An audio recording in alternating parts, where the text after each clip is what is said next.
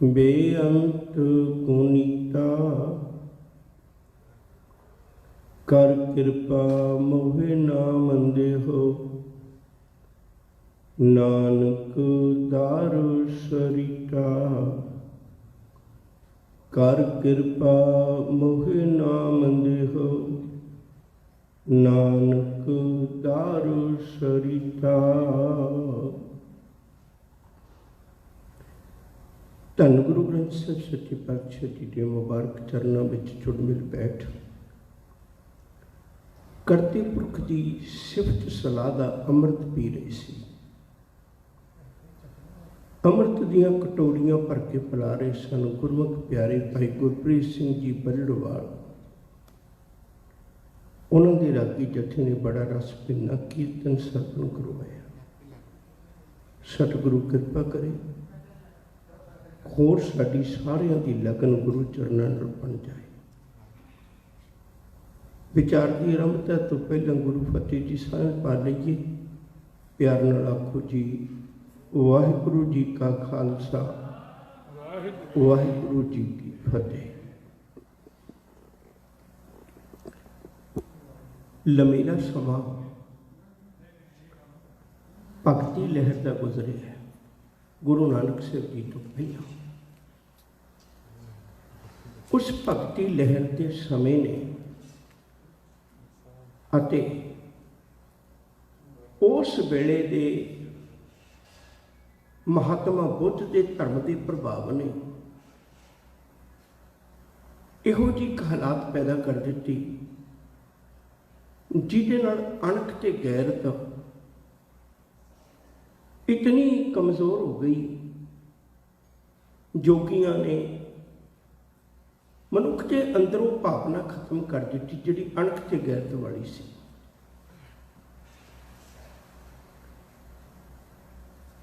रब दे प्यारिਆਂ ने जिन्हां दी बाणी धन गुरु ग्रंथ साहिब जी की बाणी विच दर्ज है उन्होंने होके लाए। फिर भगतां ने भगती दे नाल मनुख की शक्ति नूं जगाउण वाले भी। सूरा सो पहचानिए जो लड़े दीन के हेठ पुरजा पुरजा कट मरे कबू न छड़े खेती आदि। गुरु साहब ने बहुत वड्डी कृपा की। इनू भगती ते शक्ति का मिलाप करवा दिता। दो चीज़ां दी झोली पाईयां। ये गल्लां गुरु ग्रंथ साहिब की पवित्र बाणी विचों भी सानूं सुभावक मिल जांदियां ने। याद रखो जे वार जिहड़ी है वो ढाडी गाउंदे ने पर गुरु पातशाह के घर में गुरु अर्जन पातशाह जी महाराज तक जां अज भी जिहड़ी वार है वो रागी भी गाउंदे ने कीर्तनीय भी गाउंदे ने। आशा की वार का कीर्तन रोज कीर्तनीय करते हैं। दुनिया भर चो किते रीत नहीं है भाई वार रागी गाउंदे होण वार ते ढाडी गाउंदे ने। ये केवल गुरु घर दे विच एक अनोखी रीत है क्योंकि ये है ते वार है जो शीली है पर इनू कीर्तनियां दे गाउण करके इनू भगती ते शक्ति का रंग चढ़ जाता है। दोवें पक्ष साडे कोल मौजूद ने।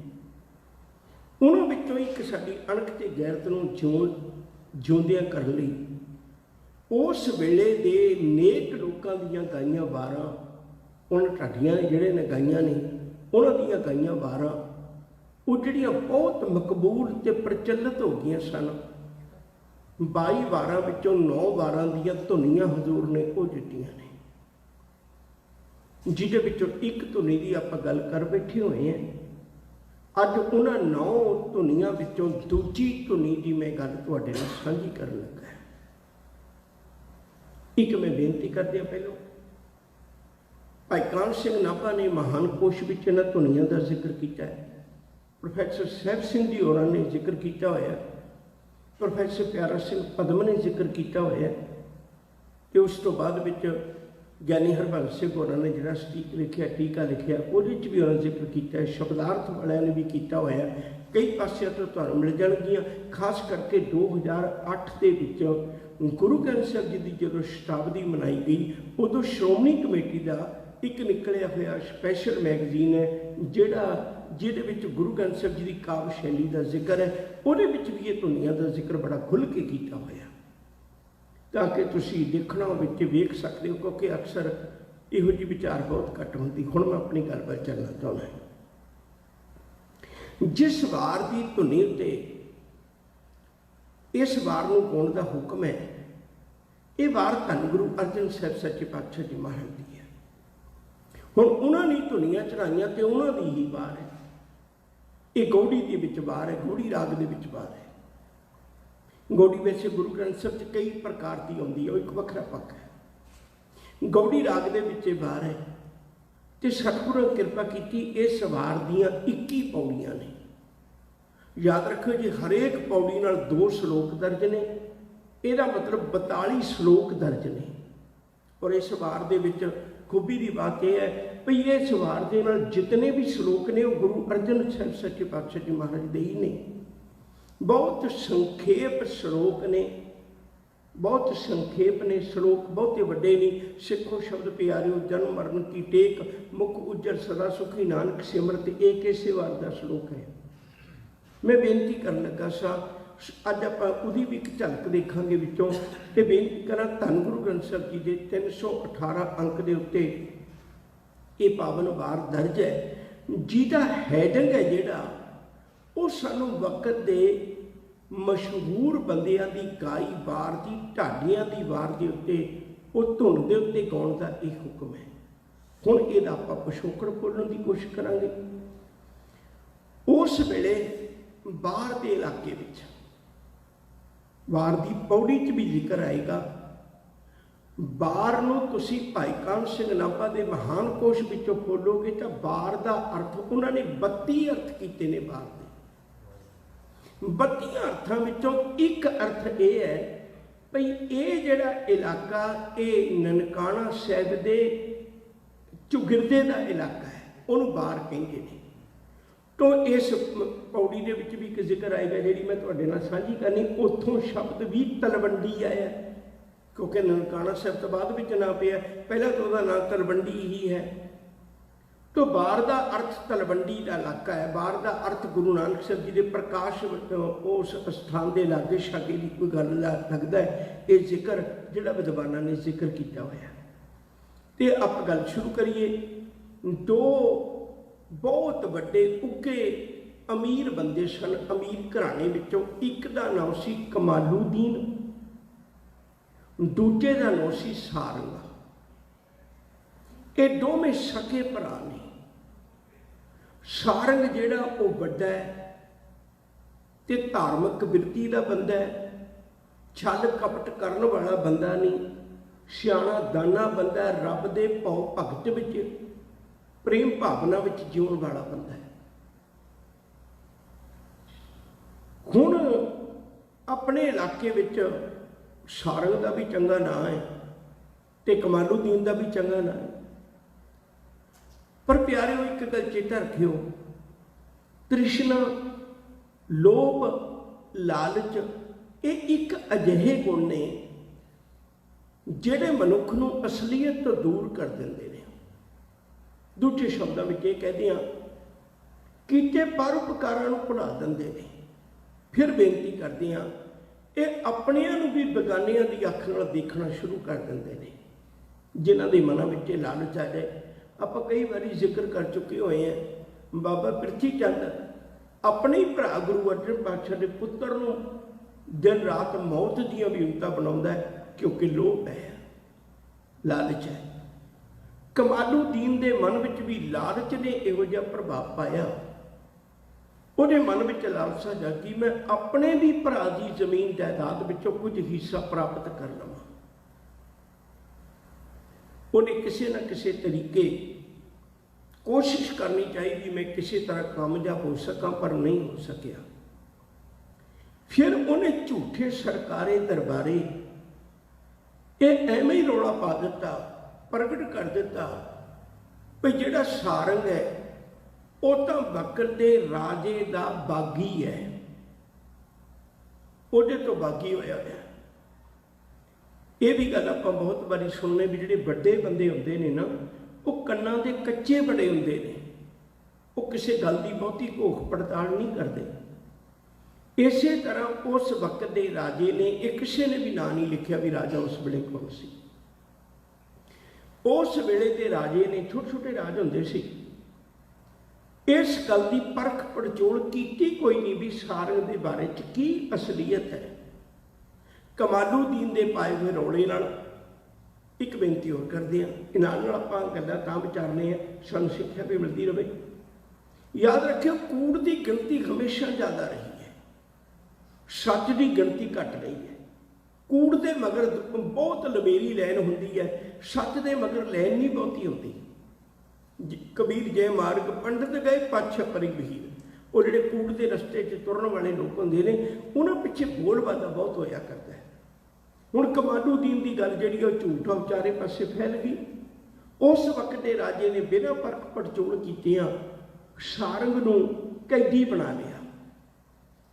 हुण जदों सारंग कैदी है तो सारंग का वरत विहार वेखिया, जेड़ा बंदा भला मानस हो घर च भी भला मानस हो, बाहर भी भला मानस है।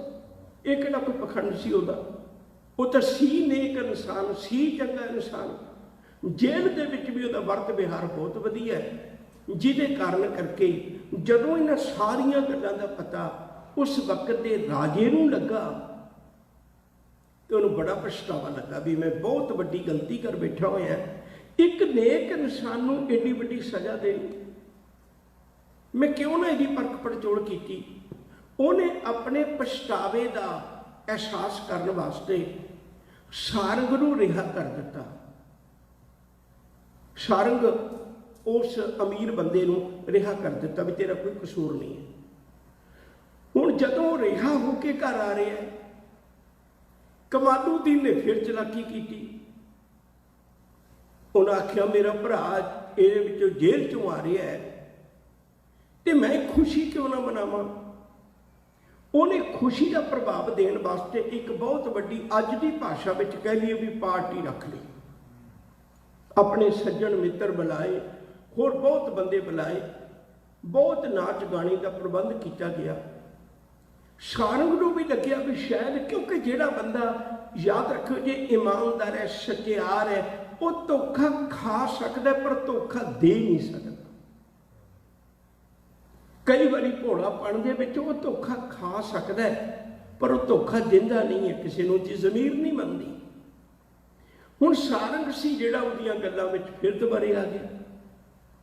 शायद इहनूं कुछ इस तरह का एहसास होया होवे। उस चल रहे नाच गाने, उस चल रही पार्टी दे विच शराब दे दौड़ चलते ने। इस पापी ने फिर दोबारे एक अपने वालों कौतक किया, फिर कोशिश की। उन्हें शराब दे विच जहर मिला के सारंग नूं पिला दित्ती। सारंग कुछ ही समय तो बाद विच एक दो चार दिनों च कह लो जहर का एडा बड़ा असर होया, उसकी जिंदगी खत्म हो गई। उसकी जिंदगी खत्म हो। हुण पता लगे जेड़े हालात बने भी ये जहर का प्याला उहदे शराब के प्याले में जहर दे के इहनूं मार दिता गया। सारंग की घरवाली बड़ी सियाणी सी। उन्हें मन में सोचा भी जेड़ा कमालुद्दीन सारे परोपकारां नूं भुल गया, उन्होंने अपना भरा भी भरा नजर ना आया। मेरा पुत अते मैं असीं तां बगाने। औरत शब्द का अर्थ ही होता है औरत। अज अपने को वक्त नहीं इन्ना। मनुख ने जिन्ने भी रिश्ते जोड़े ने सिर्फ अपने नाल जोड़े ने। ये कहता चाचे का पुत कदे चाची का पुत नहीं कहता। ये कहता मासी का पुत कदे मासड़ का पुत नहीं कहता, क्योंकि वह बगाना है। जिन्ने रिश्ते जोड़े ने अपने नाल जोड़े ने। मामे का पुत मामी का पुत नहीं कहता, मामी बाहरों है। औरत का अर्थ ही होंदा है औरत, बेगानी रत। और रत बेगानी रत। मैं अपनी गल बलावा जी बेनती कर लगा सर। सारंग की घरवाली बड़ी सियाणी सी। उन्होंने लग्या भी जे इनू अपने भरा विचों अपना भरा ना दसिया, अपने बाप की औलाद विचों इनू अपना बाप ना दसिया, अपनी माँ की औलाद विचों इनू अपनी माँ ना दसी, तो इन्हें साडे चों की लभना है। इनू असीं अपने किवें लग सकने हैं। उहदी घरवाली ने बड़ी सियाणप वरती, पति चढ़ाई कर गया। उहदा एक पुत्र सी मौजदी, मौजूदीन उहदा नाम लिखिया विद्वाना ने। मौजदी नूं लैके छोटा नाम उहदा मौजदी। मैं तिन्ने ना एक बारी फिर स्पष्ट कर दिया। एक है सारंग एक है कमालुद्दीन, ये दो सके भरा ने। कमालुद्दीन बेईमान है, सारंग है, वो बड़े नेक सुभाव है, वो चढ़ाई कर गया। यदि घरवाली ने बड़ी सियाणप वरती, अपने पुत नूं लेके अपने पेके घर चले गई। पेके घर ले जाके ते अपने पुत नूं पालिया कला कलेश तो वखरा। उन्होंने यह सी भी किसी तरह मेरे पुत नूं जां मैनूं ना मार देवे, वखरा करके उन्हें अपने पुत्र नूं पालिया। पर नाल उन्होंने सिक्ख्या दिंदी रही बार बार, क्योंकि उन्होंने पता सी भी मेरे पति का अंत किस ढंग नाल कीता पापी ने। धर्मी बंदे का फर्ज बनता है जयकार की वो धर्मियों का पापी को दंड दियो। रब का सुभाव है, धर्मी बंदे का उहदे वर्गे सुभाव होंदा है। उस सारंग की घरवाली ने अपने पुत्र मुअज़ुद्दीन नूं चंगी नेक सिक्ख्या दी, बहादुरी सिखाई, शस्त्र विद्या सिखाई, घोड़सवारी सिखाई, हर गल विच निपुण किया। जदों वो भर जवानी विच हो गया, उहदी बेजोश ने उबाला खाधा। अपने इलाके विचों नानकियां दे नगर दे विचों इस इलाके विचों सारी फौज इकट्ठी करके प्रबंध करके चंगा ते आखिर उन्हें कमालुद्दीन नूं बंगारिया। मेरे पिता दे कातला, अज मैं अपने पिता का बदला लेने वास्ते आया। मेरी मां का हक लैके, मेरे पिता की जमीन जायदाद का हक लैके सानू अनाथा वांगू दर दर से रुलन छड्डण वाले आ, रुलदा छड्डण वाले आ। अज मैं तेरे को अपने हक लैण वास्ते आया। तो याद रखियो, उदों जदों ये एक पासे मौजूदीन है, एक छोटा ना है, दूजे पासे वो कमालुद्दीन है, वो चाचा है। मेरे ख्याल आपको पता लग गया होगा, क्योंकि कमालुद्दीन का सका भरा है सारंग, सारंग का पुत है। वो अपने चाचे के खिलाफ लड़ने वास्ते आया। जदों लड़ने वास्ते आया, फौज तो उहदी भी है। एक गुरबाणी का सच आपको सदा पल्ले बनना चाहिए। कूड़ बहुत उपराले करता, 4 दिन कूड़ की अडंबरी जी गुड्डी है वो आकाशां नूं छूंहदी है। पर याद रखियो, कूड़ आखिर नूं हारदा ही है, कूड़ आखिर नूं हारदा ही है। सतगुरु जी की बाणी का बड़ा प्यारा वचन है, कूड़ ने खुट्टे नानका और सच रही। कूड़ ने आखिर नूं निखोटी जाना हुंदा है। कूड़ जिन्ने मर्जी पर्दे पा लवे, वक्त दे नाल थोड़ा जिहा अपने तौर पर अपना बोलबाला कर लैंदा है, पर उसकी कहानी कोई लंबी नहीं हुंदी। एक पासे हुण कमालुद्दीन है, दूजे पासे वो सारंग का पुत्र है। याद रखियो जे, मौजदी उन्हां दा जंग होया, गह गच जंग होया, भरमां जंग होया, लहू डोलवीं जंग होई। आखिर नेकी की सच्चाई की जित हुई, मौजदी जित गया, ते जिहड़ा वो कमालुद्दीन पापी सी वो हार गया। एक गल मैं होर कह के फिर गल अगे तोड़ देनी है। जदों भी कदे इवें कूड़ का बोलबाला होवे, कई बारी बंदियां की जुबान दब जाती, वो नहीं कुछ उस वेले बोलते। पर जदों कदे कूड़ का खात्मा होंदा है, पापी का खात्मा होंदा है, फिर आम लोकी भी सच्चाई के मगर उठ खलोंदे ने। इस तरह सच करके जाने हो, उस वेले जे ढाडियां ने फिर इस वार नूं गाया, उस मौजदी दी उस बहादुरी नूं गाया भई इस पापी ने किड्डे वड्डे पाप कीते सन, अपनियां नूं भी इहने जहर के प्याले दे के मारिया ते इस गल नूं प्रगट किया। तो उस वेले जिहड़ी ढाडियां ने वार गाई, राणे राय कमालुद्दीन रण भारा बाही। राणा जिहड़ा कमालुद्दीन सी, वो अपने वालों बहुत सारे उस वेले उहदे कोल फौज है, क्योंकि एक बारी कूड़ अपनी बहुत ज़्यादा बोलबाला कर लेंदा। मौजदी तलवंडियों मैं पहलों जिक्र किया सी, बकायदा ढाडियां ने जिक्र किया होया, मौजदी तलवंडियों चढ़िया सा बाही। कहते वो मौजदी जिहड़ा सारंग का पुत्र है, वो तलवंडियों चढ़िया ते बहुत सारी फौज लेके वो भी चढ़िया, उहदे कोल भी बहुत सारा ये साधन है। ढाले अंबरी छाए सूखे फले फल पाही। कहते उस वेले ढाली अंबर छाया फूले अक पाही। कहते इउं लगता है जिवें आकाश नूं ढालां दे नाल ढक लिया होवे। उन्हां योधियां कोल हथियार ने, जुट्टे आमो सामने नेजे झलकाही। कहते आमो सामने दोनों फौजां का टाकरा होया, नेजे झलकते ने, हथियार चलते ने, खड़ाक आउंदी है ते लोकां दे विच दहशत जिहड़ी ओह कमालुद्दीन दी खत्म हो रही है। कहते इत्थे ही बस नहीं, जुट्टे आमो सामने नेजे झलकाही, मौजी कर बधाई। कहते आखिर वो जंग जित्तिया गया, होया कि मौजे कर बधाई चाचे कर धाही। कहते मौजे के घर तो लोग बधाइयां देंदे ने, मौजूदीन के घर लोग बधाइयां देंदे ने भी अज जित हुई है सच दी। पर दूजे पासे जिहड़ा चाचा सी कमालुद्दीन, चाचे घर धाही, कहते उहदे घर विच धाहां पैंदियां ने, उहदे घर विच वैण पैंदे ने, उहदे घर विच कीरने पाए जांदे ने। अज उहदा पता लग गया, वो अपनी जिंदगी का अंत तक कर गया। प्यार वालियो, जीवन के सफर सारे का खत्म होना है, इस गल च कोई दो रामा नहीं। ये नहीं भी किसी ने रह जाना, शरीरक तौर पर तो सारिया नहीं चले जाना है। पर याद रखियो, माता धरत महत के विहड़े विच कमाईयां होईयां चंगियाइयां ते बुराइयां के लेख दुनिया च रह जाते हैं।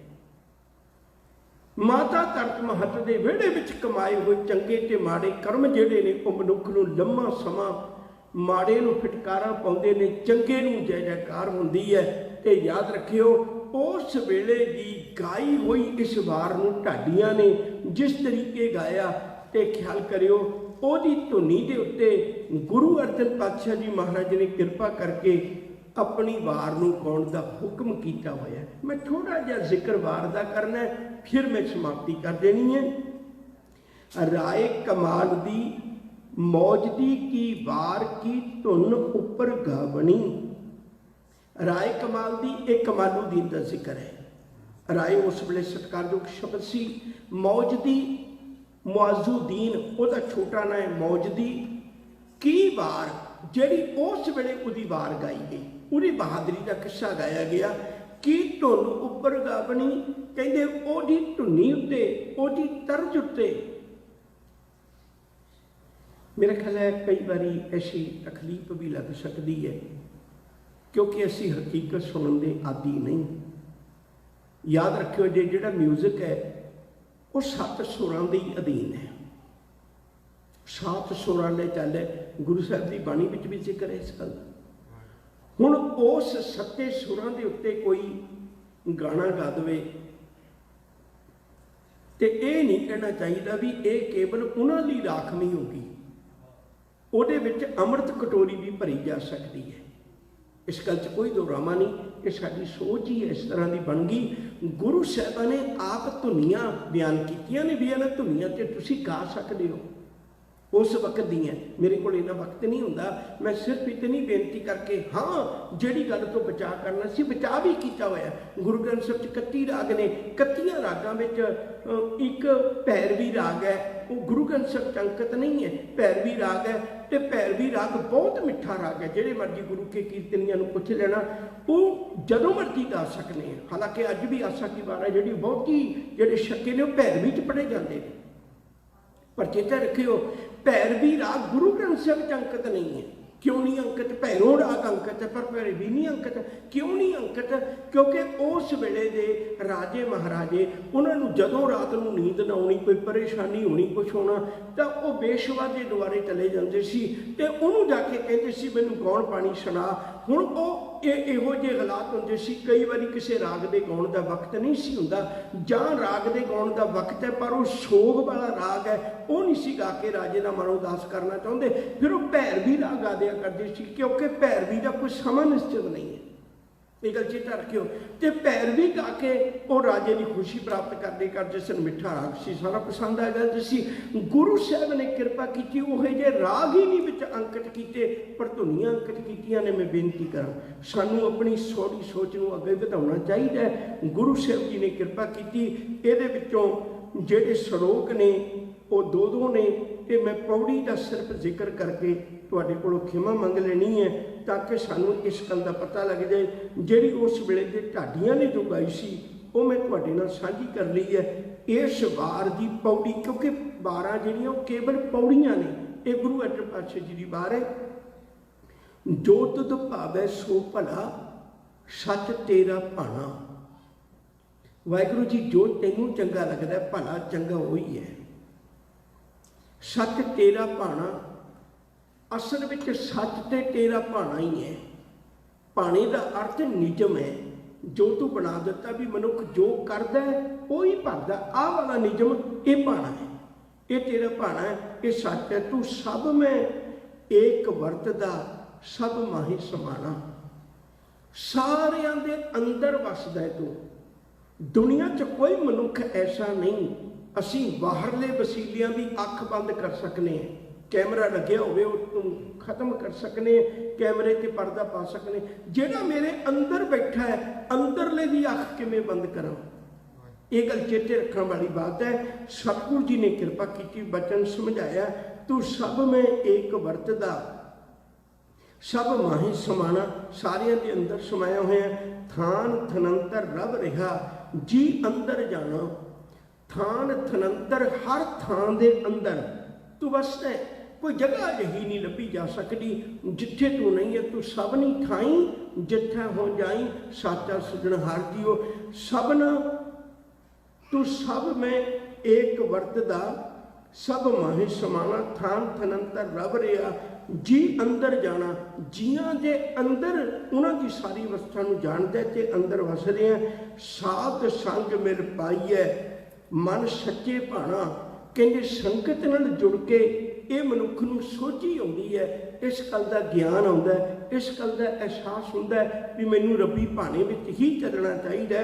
ਸਭ ਨੇ ਛਾਲਾਂ ਮਾਰੀਆਂ, ਕਰਤਾ ਕਰੇ ਸੋ ਹੋਏ, ਨਹੀਂ ਤਾਂ ਫਿਰ ਆਪਣੀ ਮੂੰਹ ਦੀ ਖਾਣੀ ਪੈਂਦੀ ਹੈ। ਤੂੰ ਸਭ ਮੈਂ ਏਕ ਵਰਤਦਾ, ਸਭ ਮਾਹੀ ਸਮਾਣਾ। ਥਾਨ ਥਨੰਤਰ ਰਵ ਰਿਹਾ, ਜੀ ਅੰਦਰ ਜਾਣਾ। ਸਾਧ ਸੰਗ ਮਿਲ ਪਾਈਐ, ਮਨ ਸੱਚੇ ਭਾਣਾ। ਨਾਨਕ ਪ੍ਰਭ ਸ਼ਰਨਾਗਤੀ, ਸਦ ਸਦ ਕੁਰਬਾਨਾ। ਮੈਂ ਤਾਂ ਮਾਲਕ ਦੀ ਸ਼ਰਨ ਵਿੱਚ ਰਹਿਣਾ ਤੇ ਉਹਨੂੰ ਸਦਾ ਹੀ ਕੁਰਬਾਨ ਜਾਣਾ ਉਹਦੇ ਤੋਂ, ਜਿਹੜੇ ਮਾਲਕ ਨੇ ਕਿਰਪਾ ਕੀਤੀ। ਮਨੁੱਖੀ ਜੀਵਨ ਦੀ ਅਤੇ ਵਿਕਾਰਾਂ ਦੀ ਵਾਰ ਨੂੰ ਜਿਹੜੀ ਗੁਰੂ ਸਾਹਿਬ ਜੀ ਨੇ ਬਖਸ਼ਿਸ਼ ਕੀਤੀ, ਉਹਦੀ ਧੁਨੀ ਜਿਹੜੀ ਹੈ ਉਹ ਰਾਏ ਕਮਾਲ ਦੀ ਤੇ ਮੌਜੀ ਦੀ, ਉਹਦੀ ਧੁਨੀ ਤੇ ਗਾਉਣ ਦਾ ਹੁਕਮ ਕੀਤਾ ਹੋਇਆ। ਇਹਨਾਂ ਦਾ ਵਾਰ ਦੀ ਭਾਵ ਨਾਲ ਕੋਈ ਮਤਲਬ ਨਹੀਂ ਹੈ, ਸਿਰਫ ਧੁਨੀ ਦਾ ਹੀ ਮਤਲਬ ਹੈ। ਅਗਲੇ ਦੀ ਧੁਨੀ ਲੈ ਕੇ ਅਗਲੇ ਦੇ ਸਮੇਂ 'ਚ ਹਾਜ਼ਰ ਹੋਵਾਂਗਾ। ਭੁੱਲਾਂ ਚੁੱਕਾਂ ਦੀ ਖਿਮਾ। ਆਉਣ ਵਾਲਾ ਪ੍ਰੋਗਰਾਮ ਬਹੁਤ ਸੁਹਾਵਣਾ, ਕੋਸ਼ਿਸ਼ ਕਰਿਓ ਜਿਹਨਾਂ ਕੋਲ ਵਕਤ ਹੈ ਪਿਆਰ ਨਾਲ ਆਪੋ ਜੀ। ਵਾਹਿਗੁਰੂ ਜੀ ਕਾ ਖਾਲਸਾ, ਵਾਹਿਗੁਰੂ ਜੀ ਕੀ ਫਤਿਹ। ਇਹ ਸਨ ਪੰਥ ਦੇ ਮਹਾਨ ਵਿਦਵਾਨ ਕਥਾਵਾਚਕ ਸਤਿਕਾਰਯੋਗ ਭਾਈ ਸਾਹਿਬ ਭਾਈ ਅਮਰੀਕ ਸਿੰਘ ਜੀ ਚੰਡੀਗੜ੍ਹ ਵਾਲੇ, ਜਿਨ੍ਹਾਂ ਪਾਸੋਂ ਆਪ ਜੀ ਬੜੇ ਪਿਆਰ ਤੇ ਸਤਿਕਾਰ ਨਾਲ ਗੁਰਬਾਣੀ ਚਾਰ ਗੁਰ ਇਤਿਹਾਸ ਗੁਰੂ ਦੇ ਬਚਨ ਸਰਵਣ ਕਰ ਰਹੇ ਹੋ। ਆਪ ਨਿਭਾਗੇ ਹੋ